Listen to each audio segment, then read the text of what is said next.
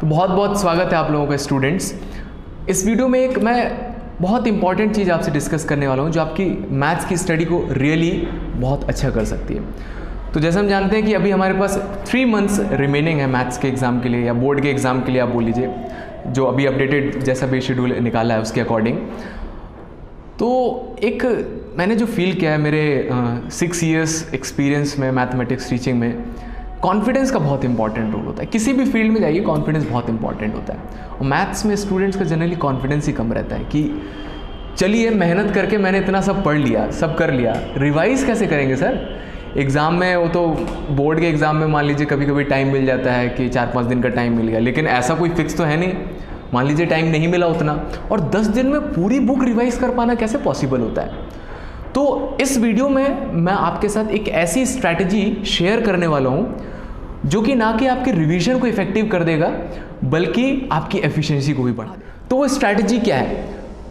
तो जैसे मान लीजिए कि एनसीईआरटी का ये कोई एक्सरसाइज है, 2.1 एक्सरसाइज है, ठीक है, जिसमें 14 क्वेश्चन है। तो जब आप इसको फर्स्ट टाइम सॉल्व कर रहे हैं ना, आपके टीचर ने सॉल्व करवाया और आपने अपने पास लगा लिया, ठीक है। अब रिवीजन का टाइम स्टार्ट हो रहा है तो रिवाइज करना स्टार्ट करेंगे। तो जब आप इस एक्सरसाइज को रिवाइज कर रहे हैं तो सारे क्वेश्चंस लगाइए, ठीक है। 14 के 14 क्वेश्चंस आप ट्राई कीजिए, है ना। ये एप्लीकेबल है किसी पर, आप मिसलिनियस सॉल्व कर रहे हैं, कोई भी एग्जांपल सॉल्व कर रहे हैं, मैथ्स के एनसीईआरटी लगा रहे हैं, आर.एस. अग्रवाल लगा रहे हैं, आर.डी. शर्मा लगा रहे हैं, किसी भी बुक के लिए बता रहा हूँ मैं, जस्ट अ सैम्पल। तो इस एक्सरसाइज में आपने 14 क्वेश्चंस लगाए और फर्स्ट शॉट में आपने मान लीजिए 7 क्वेश्चंस करेक्ट कर दिए, है ना, आपको आ गए बिना किसी एफर्ट के। अब बाकी बचे हुए 7 क्वेश्चंस जो है उसमें एक सिंगल टिक लगाइए। तो वो क्वेश्चंस ऐसे हैं जो आपने फर्स्ट टाइम में लगाए लेकिन वो आपको आए नहीं, ठीक है। तो सिंगल टिक आपने लगा लिया। जब आप नेक्स्ट टाइम फिर से इस एक्सरसाइज को लगाएंगे तो आपको सारे क्वेश्चन नहीं लगाने हैं। आपको पता है कि इसमें से 7 क्वेश्चन जिस पर टिक नहीं लगाया वो आपको आते हैं, फर्स्ट शॉट में आ गए तो श्योरली है दोबारा भी आ जाएंगे। तो सबसे पहले क्या कीजिए, जो 7 क्वेश्चन आपने टिक लगाए ना उसको पहले सॉल्व कीजिए, ठीक है। तो क्योंकि ये क्वेश्चंस वो हैं जो आपको फर्स्ट टाइम में नहीं आए थे। तो अभी और एडिशनल इंफॉर्मेशन और कई सारे फॉर्मूले, ट्रिक्स और टेक्निक्स वगैरह पढ़ने के बाद आपने इसको दोबारा लगाया और मान लीजिए 7 में से आपको 4 क्वेश्चंस आए और 3 क्वेश्चंस अब फिर से नहीं आए एक बार में बिना किसी हेल्प के, तो आप 3 क्वेश्चंस जो हैं उस पर एक और टिक लगा दीजिए।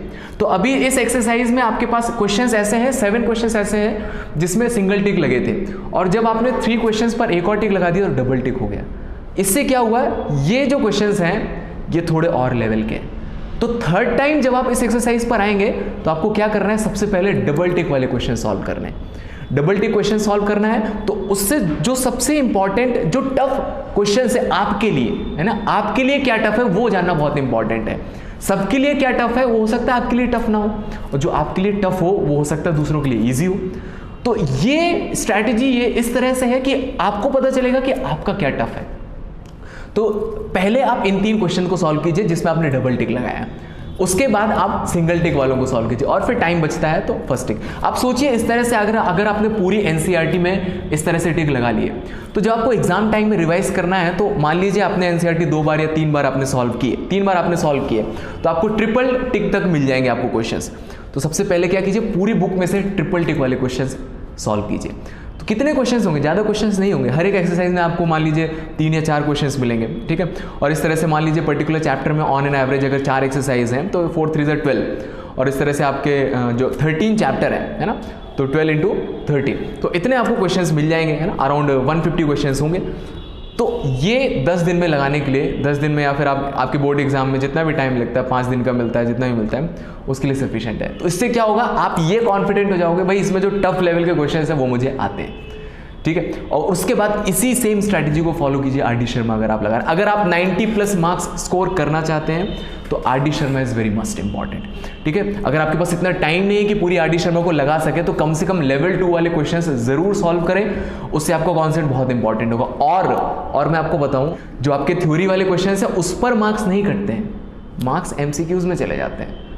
तो आप देखेंगे आर.एस. अग्रवाल में, आर.डी. शर्मा में पीछे एमसीक्यूज दिए हुए हैं, तो मैं आपको रिकमेंड करूंगा कि उसको सॉल्व करें, उसको सॉल्व करें। जो भी कॉन्सेप्ट नहीं आता है, जो नहीं समझता है, उसको सॉल्व करने की कोशिश करें। आपके जो टीचर्स हैं, स्कूल में टीचर्स हैं और कहीं पर भी टीचर्स हैं, फ्रेंड्स वगैरह हैं, उनसे डिस्कस कीजिए और उसको सॉल्व कीजिए। एक बार आपने MCQ सॉल्व कर लेगा मतलब आपका कॉन्सेप्ट अच्छा है, फिर थ्योरी लिखनी तो आपको आती है ना, क्योंकि उसी में घुमाते हैं और उसमें दिक्कत हो जाता है। इस स्ट्रेटजी को फॉलो किया, आपका कॉन्फिडेंस लेवल एक अलग ही लेवल पर होगा कि आपके पास काइंड ऑफ मैथ्स का शॉर्ट नोट्स, इंपॉर्टेंट क्वेश्चन जो आपके लिए टफ है।